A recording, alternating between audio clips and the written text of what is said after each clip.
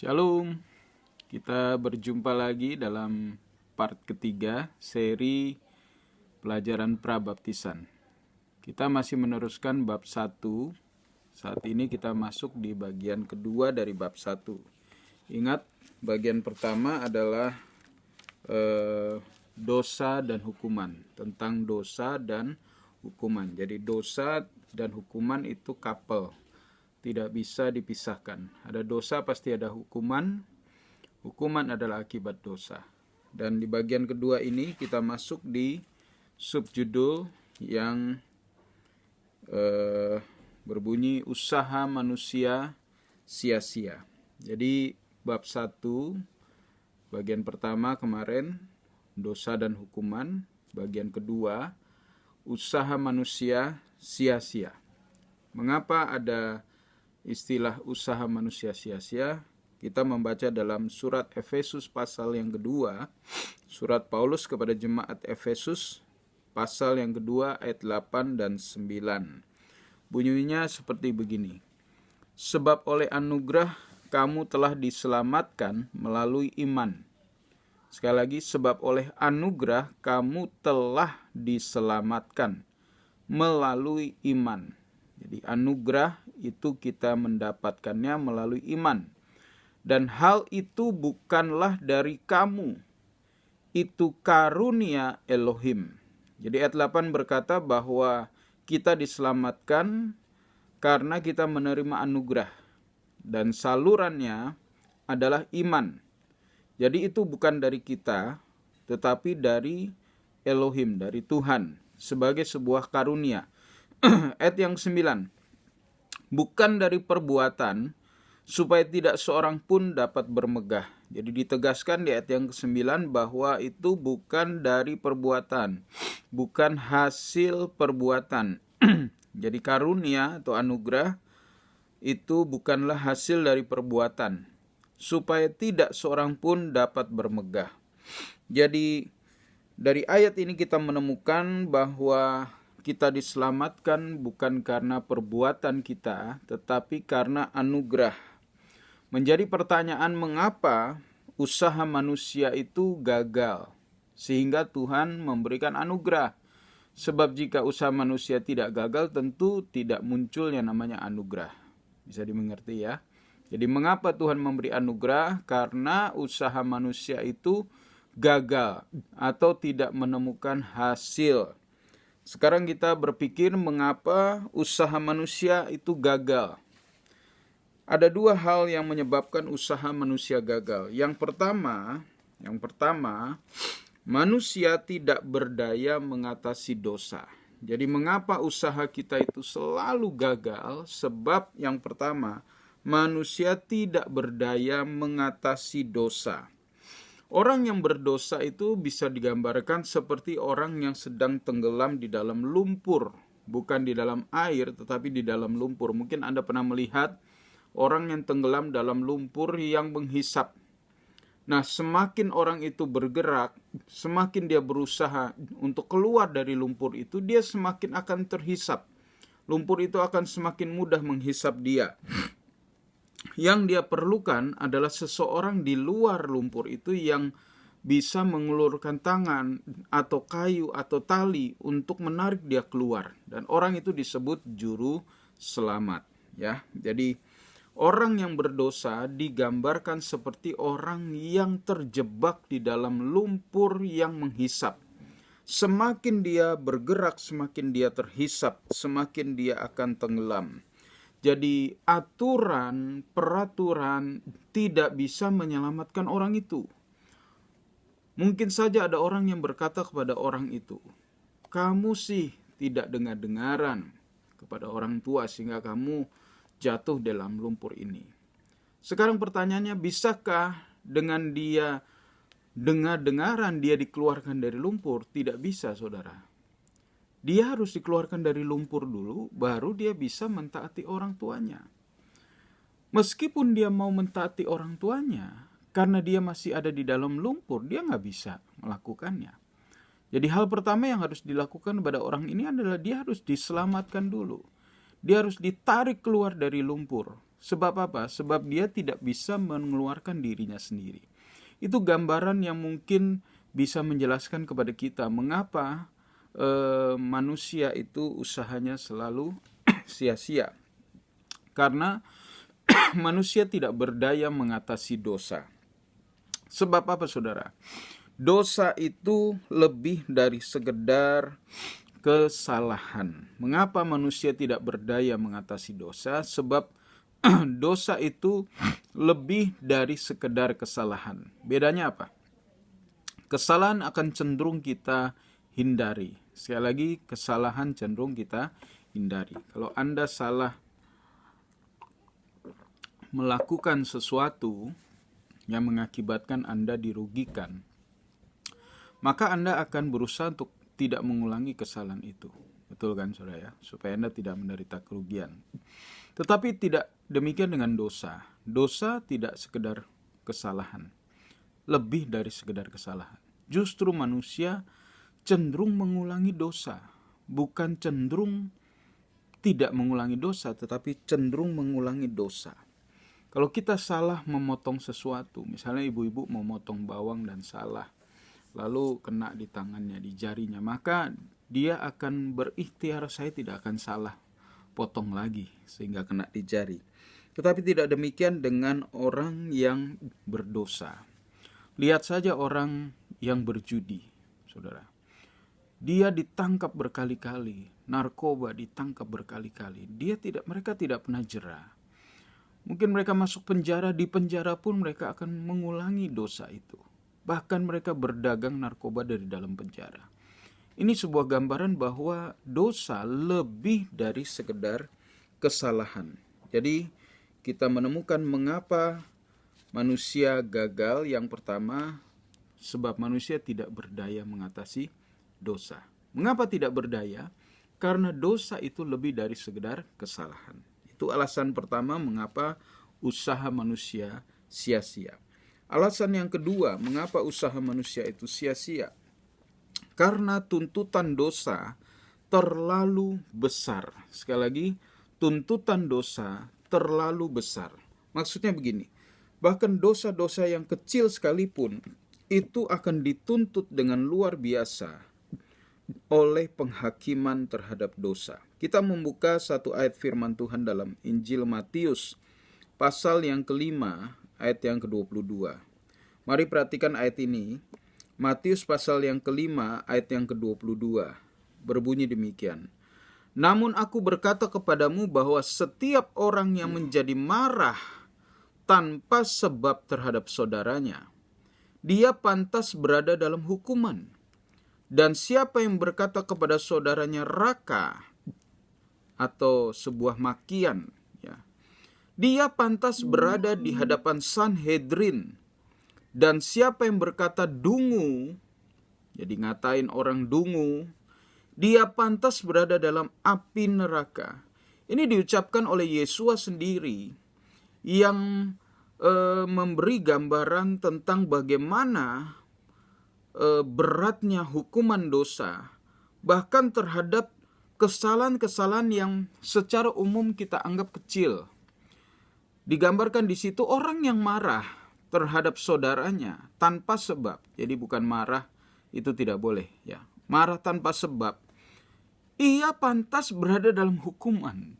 Jadi kalau Anda sekedar marah saja, itu bisa dihukum. Lalu orang yang berkata kepada saudaranya raka, ngatain saudaranya raka, ya, atau dungu, dia pantas berada dalam neraka api. Jadi Anda bisa masuk neraka hanya karena ngatain orang, dungu, goblok, bego, ya, dan lain sebagainya, saudara. Ayat ini menggambarkan kepada kita bahwa betapa tuntutan dosa itu, tuntutan terhadap penyelesaian dosa terlalu besar. Lah kalau ngatain orang saja masuk neraka, lalu berapa banyak di antara kita atau marah? Berapa banyak di antara kita yang bisa mengatasi dosa dengan tuntutan yang seperti ini? Itu sebabnya kita harus mengerti bahwa manusia pada akhirnya tidak mampu mengatasi dosa.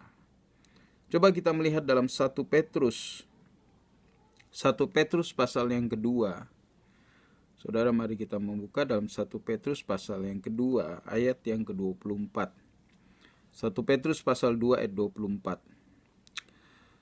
Karena kita tidak mampu menanggung dosa itu.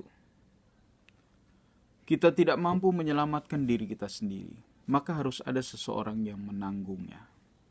Dan 1 Petrus pasal yang kedua ayat 24 mengatakan seperti ini. Dia sendirilah yang telah menanggung dosa-dosa kita di dalam tubuhnya, di atas kayu salib, supaya dengan mati terhadap dosa, kita dapat hidup dalam kebenaran. Dialah yang oleh bilur-bilurnya kamu telah disembuhkan. Alkitab menegaskan bahwa siapakah kemudian yang menanggung dosa kita? Ternyata bukan kita. Ada seseorang yang ternyata menanggung dosamu. Dia yang disebut juru selamat, Yeshua HaMashiach, yang secara umum orang mengenal dengan nama Yesus Kristus. Dialah yang menanggung, dialah yang memikul dosamu. Saudara sekalian, kalau memang dosa itu mampu kita atasi, mengapa Yeshua memikul dosa kita? Ini sebuah indikasi bahwa kita tidak mampu memikul dosa kita. Jadi itu bagian yang kedua dari bab 1, usaha manusia sia-sia. Atau manusia hanya bisa berkata semoga. Semoga itu singkatan semua mogok dan gagal. Semua mogok dan gagal. Itulah jika manusia mau menyelamatkan dirinya sendiri.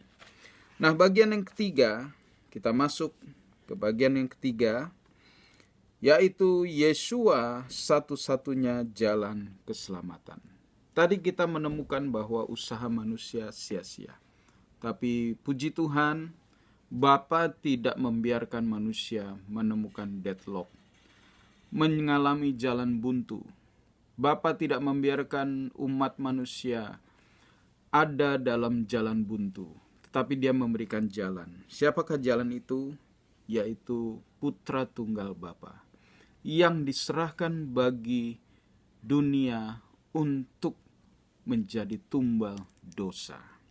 Yeshua satu-satunya jalan keselamatan. 1 Petrus pasal yang ketiga, ayat yang ke-18, boleh dicatat 1 Petrus pasal yang ketiga. Tadi kan 1 Petrus 2 ayat 24. Sekarang 1 Petrus 3 ayat 18. Berbunyi demikian. Sebab supaya dia dapat mendekatkan kita kepada Elohim, HaMashiach pun telah menderita satu kali karena dosa-dosa, yang benar ganti yang tidak benar. Sekali lagi. Sebab supaya dia dapat mendekatkan kita kepada Elohim, supaya Yeshua dapat mendekatkan kita kepada Tuhan, kita yang sudah jauh terpisah karena dosa. Maka HaMashiach atau Yeshua pun telah menderita satu kali karena dosa-dosa, yang benar ganti yang tidak benar, yang memang telah dibunuh secara jasmani, namun telah dihidupkan secara rohani. Saudaraku yang kekasih, ayat ini menegaskan kepada kita bahwa jalan untuk manusia dapat kembali dekat kepada Tuhan adalah oleh karena Yeshua. Jadi Yeshua telah menjadi jalan. Yohanes pasal 14, silakan buka Yohanes pasal 14, ayat yang terkenal. Kita mau lihat ayat ini, Yohanes 14 ayat yang ke-6. Berbunyi demikian. Yeshua berkata kepadanya, "Akulah jalan dan kebenaran dan hidup. Tidak seorang pun datang kepada Bapa jika tidak melalui aku." Yeshua sendiri menyaksikan tentang dirinya. Akulah jalan dan kebenaran dan hidup. Tidak seorang pun, perhatikan bagian ini, tidak seorang pun datang kepada Bapa jika tidak melalui aku. Artinya hanya ada satu jalan. Kalau dunia berkata ada banyak jalan menuju Roma, atau kita di Indonesia ada banyak jalan menuju Pasar Senen, tetapi hanya satu jalan menuju sorga, yaitu Yeshua, yang telah memproklamasikan dirinya sebagai jalan dan kebenaran dan hidup. Jadi lewat Yeshua ada jalan menuju kepada Bapa. Dan yang ada di jalan itu pasti sampai kepada Bapa, sampai di sorga. Kita melihat lagi Roma pasal yang kelima.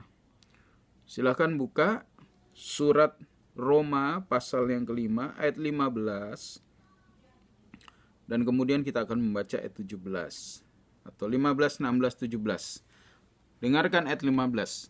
Namun tidak sebanding dengan kesalahan, demikian pula lah kasih karunia. Karena jika oleh kesalahan satu orang, yaitu Adam, banyak orang telah mati, maka terlebih lagi anugerah Elohim dan kasih dan karunia dalam anugerah satu orang, yaitu Yeshua HaMashiach, telah melimpah kepada banyak orang. Di bagian pertama kita telah belajar di bagian hukum dan dosa dan hukuman, ya. Bagian pertama dari bab 1, bahwa semua manusia telah berdosa, bukan berbuat dosa, ya. Terjemahan yang benar dari Roma 3:23, semua manusia telah berdosa. Artinya dari lahir dia sudah menyandang predikat status orang berdosa. Dari mana itu terjadi? Tadi Roma pasal 5 ayat 15 menjelaskan, karena satu orang yang bernama Adam, karena kesalahan Adam, maka banyak orang telah mati. Semua orang telah mati. Semua manusia ikut berdosa gara-gara satu orang yang bernama Adam. Nah, sekarang kita menemukan bagian B ayat 15. Roma 5 ayat 15 bagian B. Oleh satu orang juga yang bernama Yeshua HaMashiach, maka mengalirlah anugerah Elohim. Jadi Tuhan itu adil, saudara. Tuhan menghukum manusia karena dosa. Tuhan mengeluarkan hukuman untuk dosa. Tapi Tuhan juga menyediakan anugerah. Artinya bagi yang mau untuk tidak dihukum, dia harus menerima anugerah di dalam Yeshua HaMashiach. Bukankah Tuhan itu adil? Bapa itu adil? Amin. Di satu sisi dia mengeluarkan hukuman karena dosa, dan itu dosa harus diganjar dengan hukuman. Tetapi di sisi yang lain, dia mengeluarkan anugerah, dia menyediakan anugerah. Siapa yang mau, ayo datang. Siapa yang mau, terima anugerah. Bagaimana terima anugerah? Lewat Yeshua HaMashiach. Ayat 17, Roma 5 ayat 17. Sebab jika oleh kesalahan satu orang maut berkuasa melalui satu orang itu, terlebih lagi mereka yang menerima kelimpahan anugerah dan karunia kebenaran akan memerintah dalam kehidupan melalui satu orang, yaitu Yeshua HaMashiach. Jadi sekali lagi ditegaskan, lewat Yeshua maka ada karunia kebenaran. Kita yang tadinya statusnya itu manusia berdosa, diberi status baru, orang benar. Menjadi orang benar. Dari mana kebenaran? Bukan dari kita. Bukan dari diri Anda. Tetapi dari Yeshua yang menyandang sebagai sang kebenaran. Tadi dia berkata, akulah jalan, kebenaran, dan hidup. Kalau Anda masuk di jalan ini, Anda akan dibenarkan dan Anda akan hidup. Sekali lagi, Anda berdiri di jalan ini, yaitu Yeshua, bersama Yeshua, Anda dibenarkan dari orang berdosa menjadi orang benar, dan Anda akan hidup. Tidak dihukum dalam kematian kekal, tetapi hidup yang kekal. Jadi, di bagian yang ketiga, kita sudah mengerti Yeshua adalah jalan keselamatan. Jadi, Yeshua menyediakan keselamatan karena ia mengasihi kita. Mungkin Anda bertanya, kenapa Yeshua mau menjadi jalan keselamatan? Jawabannya adalah karena dia mengasihi kita. Karena Bapa juga mengasihi kita. Yohanes 3 ayat yang ke-16 itu jelas menggambarkan pernyataan ini. Yohanes 3 ayat 16, ayat yang terkenal juga. Sebab Elohim demikian mengasihi dunia ini, yaitu Anda dan saya, sehingga dia mengaruniakan putranya yang tunggal, yaitu Yeshua HaMasyiah, supaya setiap orang yang percaya kepadanya, kepada Yeshua, tidak akan binasa, melainkan dapat memperoleh hidup yang kekal. Jadi alasan pertama mengapa Yeshua menjadi jalan, karena Bapa mengasihi kita. Ya, yang kedua alasannya, catat baik-baik, Yeshua menjadi jalan atau perantara antara kita dan Bapa karena Yeshua mampu menyelamatkan kita. Jadi tidak ada orang yang mampu. Masalahnya bukan mau atau tidak. Mungkin ada orang yang mau menjadi tumbal dosa, mungkin saja. Tetapi dia nggak bisa. Dia tidak mampu, dia tidak memiliki kapabilitas. Not capable. Ya. Mengapa? Karena dia juga orang berdosa. Dia juga harus ditebus. Bagaimana dia bisa menggantikan orang lain, sementara dia sendiri orang berdosa. Jadi hanya Yeshua yang mampu. Tadi 1 Petrus 2 ayat 24 sudah kita baca. Ya. Jadi saudara kekasih, itu bagian yang ketiga dari bab 1, usaha manusia, tadi bagian kedua. Lalu yang bagian ketiga, Yeshua jalan satu-satunya. Yang keempat, bagian keempat, atau bagian terakhir dari bab 1, percaya kepada Yeshua diselamatkan. Sekali lagi, bagian keempat bisa dicatat, percaya kepada Yeshua diselamatkan. Saya ulangi ya, bagian pertama, dosa dan hukuman. Ya, bagian kedua, usaha manusia sia-sia. Bagian yang ketiga, Yeshua jalan satu-satunya. Dan bagian yang keempat, closing dari bab 1, percaya kepada Yeshua diselamatkan. Mengapa ada bagian ini? Sebab percuma Anda tahu Yeshua itu jalan satu-satunya jika Anda tidak percaya kepada Yeshua. Tidak ada gunanya, saudara. Tadi saya katakan bahwa anugerah itu disediakan oleh Tuhan. Available, tersedia. Terserah ada yang mau ambil seperti gelas ini. Ada yang mau ambil dan minum. Ada yang tidak mau minum. Kalau Anda ke sebuah pesta, maka disediakan berbagai macam jenis minuman. Ada yang bening, ada yang berwarna. Terserah Anda mau ambil atau tidak.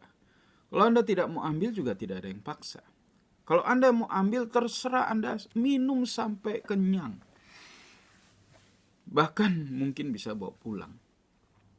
Saudara, Anda tahu bahwa Yeshua jalan satu-satunya, tapi Anda tidak meresponinya, maka tidak ada yang terjadi dalam hidupmu.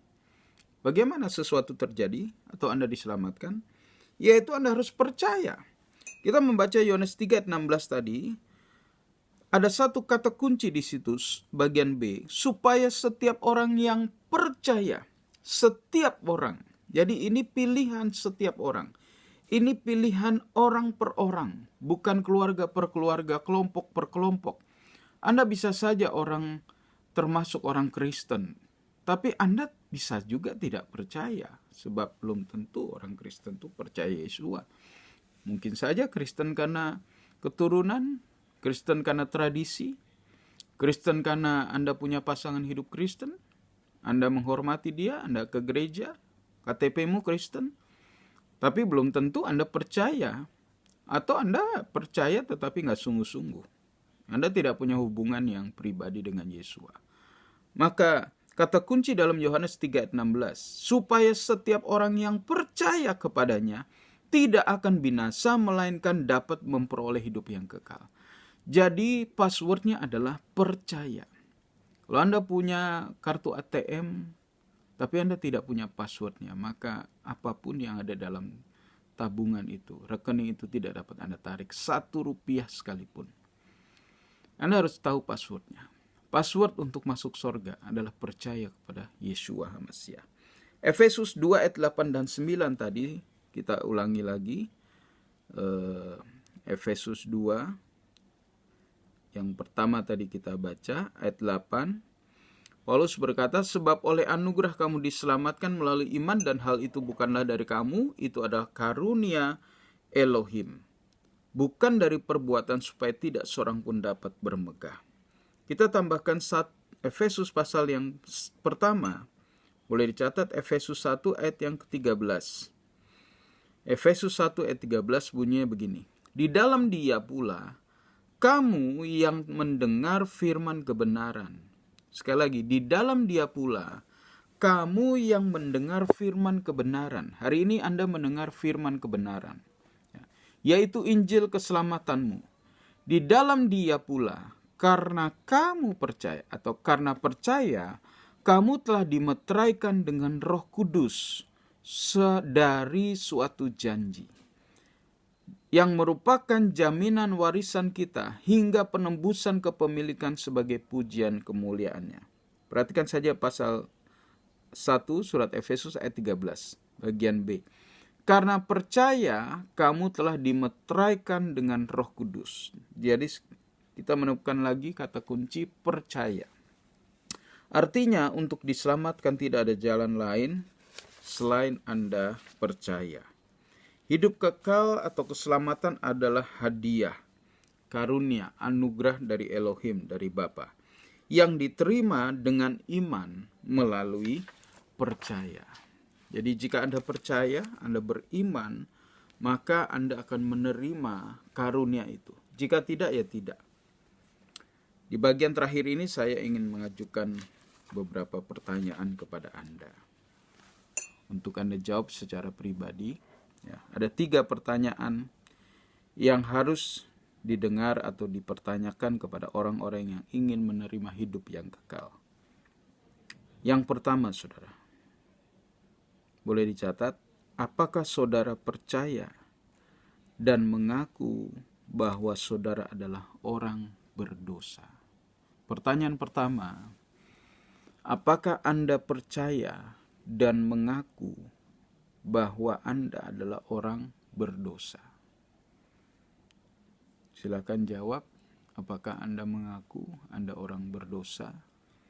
Atau justru sebaliknya Anda tidak mengaku, Anda tidak merasa orang berdosa? Pertanyaan yang kedua, apakah saudara percaya bahwa Yesua telah mati untuk menghapus segala dosamu? Pertanyaan yang kedua, apakah saudara percaya bahwa Yesua telah mati untuk menghapus segala dosamu? Mohon dijawab, apakah Anda percaya bahwa Yesua telah mati untuk menghapus segala dosamu? Dan yang ketiga, pertanyaan yang ketiga, maukah saudara meminta Yesua untuk menghapus dosamu dan menerima Yesua di hatimu saat ini? Pertanyaan yang ketiga, apakah Anda mau meminta Yesua? Saudara, jangan hanya percaya, tetapi mintalah kepada Yesua untuk menghapus dosamu, yaitu menerima Yesua di hatimu saat ini. Ya, jadi jika Anda mau meresponi firman Tuhan saat ini, maka jawablah pertanyaan ini. Yang pertama, sekali lagi, apakah Anda mengaku Anda orang berdosa? Jika ya, yang kedua, apakah Anda percaya bahwa Yesua telah mati untuk menghapus dosamu? Jika Anda percaya, lanjut pada pertanyaan yang ketiga, maukah saudara meminta Yesua untuk menghapus segala dosa-dosamu? Ini hal yang penting, saudara, untuk mengakhiri bab ini, bab yang berjudul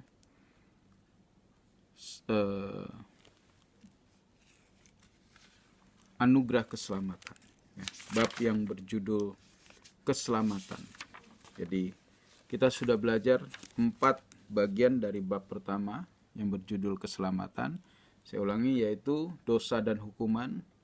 Lalu yang kedua, usaha manusia sia-sia. Yang ketiga, Yesua jalan satu-satunya untuk keselamatan. Yang keempat, percaya kepada Yesua diselamatkan. Tadi saya sudah mengajukan 3 pertanyaan kepada Anda. Silakan Anda jawab. Jika Anda mau menerima Yesua di hatimu saat ini, mari kita berdoa supaya Tuhan menolong kita sekalian. Mari tundukkan kepalamu, tutup matamu, dan kita akan berdoa. Bapa Yahweh, kami mengucap syukur karena kami sudah mendengar kebenaran firman Tuhan. Kami sudah mengerti Tuhan bahwa ada dosa dan ada hukuman. Kami tahu kami adalah orang berdosa. Sebagai keturunan Adam kami orang berdosa.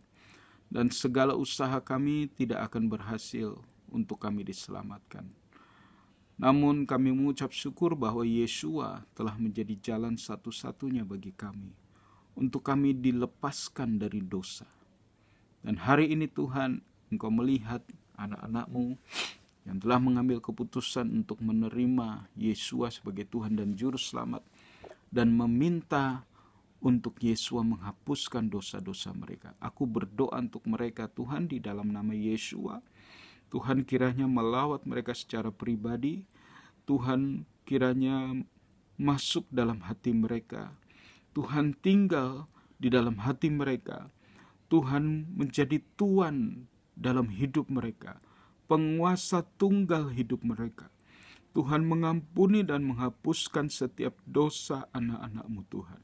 Engkau melihat mereka yang menyadari dan menyesali mereka sebagai orang berdosa, mereka dilahirkan dalam dosa, dan hari ini mereka tahu bahwa Yesus adalah jalan satu-satunya, dan hamba berdoa di dalam nama Yesus, kiranya anugerah keselamatan, karunia dari Bapa melalui Yesus boleh diterima oleh setiap mereka yang percaya. Hari ini yang percaya kepada Yesus menerima anugerah dari Tuhan, dari Bapa, untuk dihapuskan dosanya dan diselamatkan. Tuhan, bahkan kami mencatat tanggal hari ini Tuhan, di mana Engkau menyelamatkan setiap kami. Terima kasih Bapa. Kami mengucap syukur atas kebaikan Tuhan. Di dalam nama Yeshua Masih. Haleluya. Amin. Saudaraku yang kekasih, setelah Anda menerima hidup yang kekal, maka Alkitab mengatakan Anda menerima kuasa sebagai anak-anak Bapa di sorga. Buka Alkitabmu dalam Yohanes pasal yang kita belum selesai, sedikit lagi. Yohanes pasal yang pertama, ayat yang ke-12. Berbunyi demikian, namun berapa banyak orang yang telah menerima Yeshua, kepada mereka dia telah memberikan otoritas untuk menjadi anak-anak Elohim, yaitu kepada mereka yang percaya dalam namanya. Tadi kita sudah berdoa menerima anugerah keselamatan melalui percaya kepada Yeshua. Dan Alkitab mengatakan Yohanes 1 ayat 12, mereka yang percaya atau menerima dia diberi otoritas, diberi hak, diberi kuasa menjadi anak-anak Elohim. Apa maksudnya saudara? Anda dilahirkan kembali. Anda yang percaya, hari ini Anda dilahirkan kembali. Bukan saja menjadi anak-anak dari papa mamamu di bumi, tetapi menjadi anak-anak Bapa di sorga. Anak-anak Elohim. Yohanes 1 ayat 12. Dan apa yang harus Anda lakukan sebagai anak-anak Bapa di sorga? Sebagaimana seorang bayi yang baru lahir, dia harus bertumbuh. Dia harus semakin kuat, dia harus semakin besar, dia harus semakin dewasa. Jadi pesan Tuhan bagi Anda yang sudah menerima Yeshua, Anda harus bertumbuh menjadi dewasa. Tumbuh dalam segala hal, semakin dewasa di dalam Tuhan. Ayat yang terakhir, mari kita membuka Efesus pasal yang keempat. Ini benar-benar closing. Mari buka Efesus 4 ayat 15. Efesus pasal 4 ayat 15. Sebaliknya dengan mengatakan kebenaran di dalam kasih, kita dapat bertumbuh dalam segala hal ke arah Dia, Hamasia, yang adalah kepala. Saudaraku yang kasih, nasihat firman Tuhan bahwa setiap orang harus bertumbuh dalam segala hal ke arah Yeshua yang adalah kepala. Perhatikan, bayi itu kan bertumbuh dalam segala hal, ya. Tubuhnya semakin besar, ya. Panca inderanya semakin kuat. Lalu otot-ototnya semakin kuat. Yang tadinya hanya tidur, kemudian bisa mulai berbalik kiri dan kanan. Lama-lama merangkak, lama-lama berjalan, lama-lama berlari. Semakin tumbuh besar menjadi remaja, Jadi pemuda semakin kuat dan dapat melakukan lebih banyak hal dibandingkan seorang bayi. Saudara, sebagai anak Tuhan, Anda harus semakin kuat di dalam Tuhan. Artinya Anda akan menghadapi tantangan mungkin, tetapi jangan khawatir, tantangan-tantangan itu adalah untuk melatih otot rohanimu. Otot imanmu dilatih, sehingga engkau semakin kuat seperti bayi semakin kuat. Dan tantangan itu untuk Anda melihat kehadiran Tuhan dalam hidupmu. Tuhan kiranya memberkati, Bapak Yahweh memberkati. Sampai jumpa di part ketiga, yaitu kita masuk di bab yang kedua. Jadi hari ini adalah part kedua. Jadi video pertama adalah introduksi, video kedua adalah part 1. Ini adalah video ketiga, yaitu part 2. Kita sudah menyelesaikan bab 1 ya, yang berjudul keselamatan. Berikutnya kita akan berjumpa kembali dalam video yang keempat. Kita masuk di bab 2. Bab 2 judulnya bagaimana memiliki kepastian keselamatan. Sampai berjumpa.